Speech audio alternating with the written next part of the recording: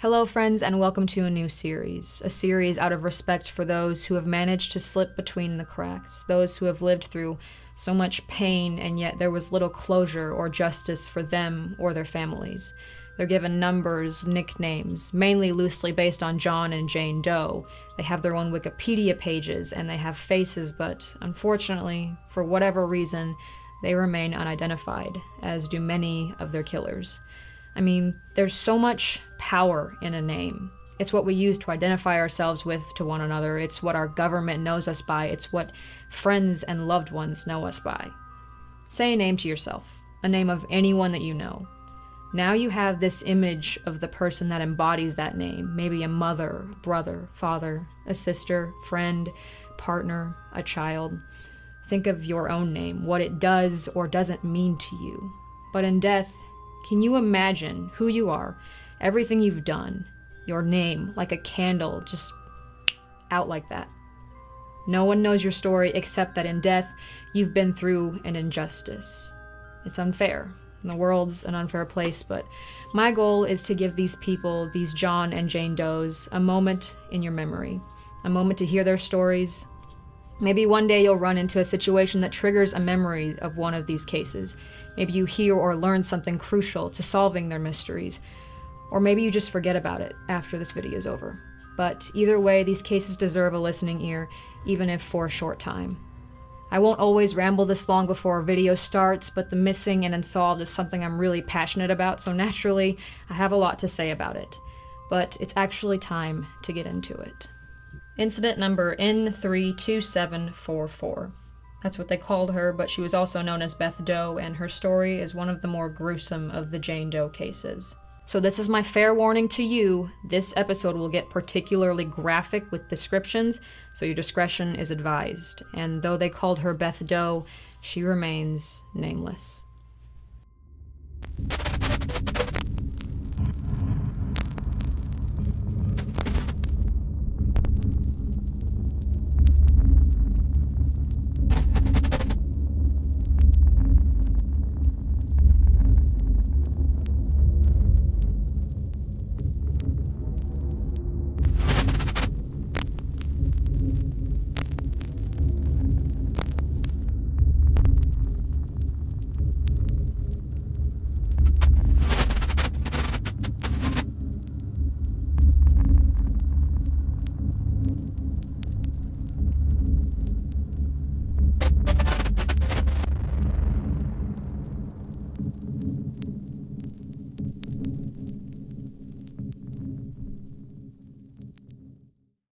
So Beth Doe's story begins with a 14-year-old named Kenneth Jumper who's taking a walk in the brisk air on the afternoon of December 20th, 1976. During his stroll, he passes under the Interstate 80 bridge, which crosses the Lehigh River in Whitehaven, Pennsylvania. While walking, as the sun begins to set around 4:30, he sees several misshapen objects hugging the river's shoreline. Deciding to investigate further, he moves closer, and the streetlights overhead reveal something that he will never be able to unsee. A suitcase containing an unborn, third-term female fetus and the dismembered head of her mother with her nose and ears cut off. Obviously, Kenneth calls the police, and when they arrive, they find that the tragedy and the depth of the mystery just keep growing. 2 more suitcases are located 20 feet away from the river's edge, their contents half strewn across the shore, more dismembered limbs, and a female torso with her breasts cut off. The cuts look clean, and some of the pieces of the body are wrapped in newspaper and a faded orange blanket. As the authorities scour the shoreline for more evidence, the cars above on the highway pass over as the sun sets, completely unaware of the horror unfolding beneath them. So, with heavy hearts, the police spend the next several days trying to find out the identity of the woman, knowing that somewhere a family is missing their daughter during the holiday festivities, a daughter that has been brutally murdered and tossed aside like trash. So while her case had a number, everyone referred to her as Beth Doe, and unfortunately, the more they uncover with what little evidence that they do have, the job of identifying her seems more and more impossible. December 23rd, an autopsy is performed at the Gnadenhutten Hospital and takes 3 hours, and years later, subsequent examinations of her DNA and tooth enamel can only tell investigators so much. While her cause of death was strangulation, she also suffered a gunshot wound to the neck, and it is unknown whether or not this occurred before or after death. She had no identification on her, was anywhere from 15 to 25 years of age, a white female. She had brown hair, brown eyes, blood type O, and weighed anywhere from 140 to 150 pounds, and stood anywhere from 4 feet 11 inches to 5 foot 4 inches tall. She had a prominent scar 6 inches above her heel and another on her other calf, a mole above her left eye and another on her cheek, which were possibly caused by the pregnancy. The fetus would have been born soon had Beth lived. It was a 9-month, very healthy baby girl. Significant damage to Beth's body indicated that the suitcases had likely been thrown from the westbound I-80 lane over the bridge. Her killer was likely aiming to throw her remains in the river, but missed his mark and either didn't notice or didn't care. And perhaps the most strange of all was on her left palm were a series of letters and numbers written in ballpoint pen ink. The letters WSR followed by a 4 or a 5, then by a 4 or a 7. The ink was too smudged to correctly determine the exact inscription. However, the coroner was able to tell that the writing had been done within the last 8 to 12 hours, meaning if her killer wrote it, he could be long gone if he was on the run. However, if Beth wrote the numbers herself, it meant A, that she was right-handed since the numbers were on her left palm, and B, that she'd been alive to write it just 8 to 12 hours before. The numbers were compared to license plates, but nothing turned up, and to this day the exact numbers and their exact meaning have never been solved. But it wasn't just the skin laying the roadmap to finding out Beth's real name. The very bones in her body played a part too. Enamel from her teeth, samples of her hair, and bones revealed several important clues. Firstly, her teeth were in a heavy state of decay. She would have been in extreme pain from it. However, just like many of us, she had her molars extracted while in her teens and had some fillings, indicating that at one point in her life she had the means to receive dental care. Second, she was born in Western or Central Europe. Specifically, they found links to a possible Mediterranean heritage. At some point before puberty, she immigrated to the United States, where she lived the last 5 to 10 years around the Tennessee area, leading up to her pregnancy and her subsequent murder. All of this was determined from forensic evidence, and while it is truly amazing how far that the field has come since then, in Beth Doe's case, it hasn't been enough to solve the case. Not even fingerprints or police sketches and artist renderings have been able to help in this case.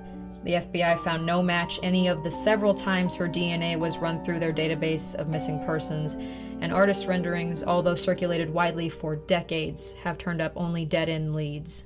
So, police look at the other physical evidence that they do have, the 3 suitcases that she was found in.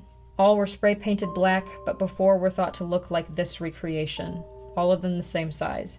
It was estimated by the coroner that she had been killed between 7 and 24 hours before her remains were discovered. And as I mentioned before, some of her appendages were carefully wrapped with newspaper, specifically the New York Sunday newspaper from September 26th that same year, 1976. The orange blanket had embroidered flowers on it, but other than that, offered no other clues.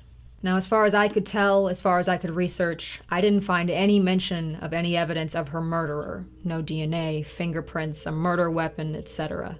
He, for lack of a better term, is a ghost to the authorities, just as nameless as his victim.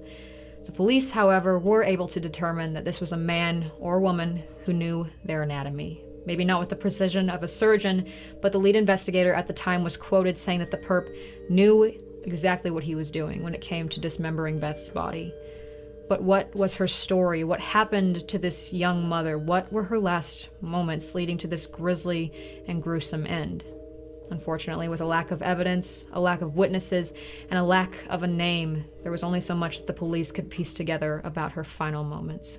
Beth Doe was 9 months pregnant when she was strangled and shot in the neck. After death, she was dismembered, and her various body parts were wrapped with newspaper and the blanket before being tossed carelessly over the I-80 bridge above the Lehigh River in 3 separate suitcases.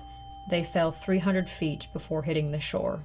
Beyond that small snippet of her life, and beyond what the physical evidence tells us, we know nothing more of Beth Doe. So, since 1976, has there been any progress? Well, yes and no. DNA evidence that was exhumed in 2007 ruled out 8 missing women as being the identity of Beth Doe, but other than who she isn't, we can't really do much more than speculate. So who was Beth Doe?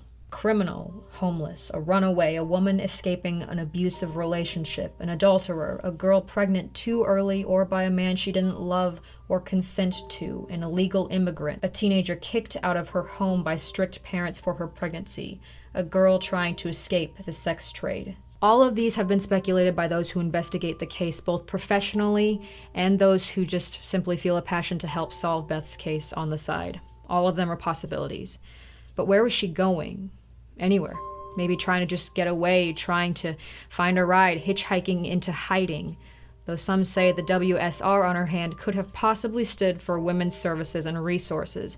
A Reddit user by the name of Riddle Skittle did some research into this theory and found that there was, in fact, a resource center for women open at the time, located just 2 hours from where Beth's body was found. And to get there, you had to travel along I-80. It is possible then that Beth was currently living in the area and heard of the center, which opened in 1975, just a year before her death. Perhaps she was looking to escape an abusive relationship, packed up her things into her 3 suitcases, and left. It's unknown who the suitcases belonged to and why or when they were spray painted. It was possible that she was even trying to hitchhike her way to the center and came across the wrong, helpful stranger.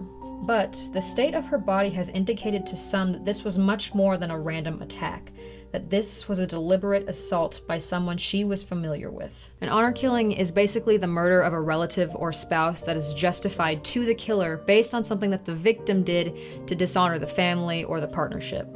Specifically, it's used against women, oftentimes under the accusation of adultery, and it's not a new concept for many cultures. Remember, Beth Doe's nose, ears, and breasts were cut off from her body and never found. It's mentioned in the Bible. The book of Ezekiel talks of cutting off the nose and ears of an adulterous woman as punishment, and this type of punishment has also been known to occur in some areas of South Asia and in ancient Turkish traditions.